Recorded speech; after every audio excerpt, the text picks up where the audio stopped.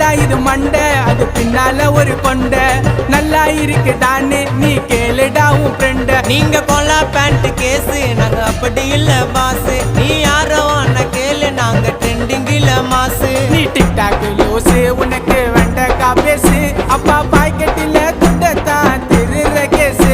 நீ டிக்டாக் லூசு உனக்கு கொய்யாக்கா பேசு அப்பா பாக்கெட்டில துண்டத்தான் திருற கேசு.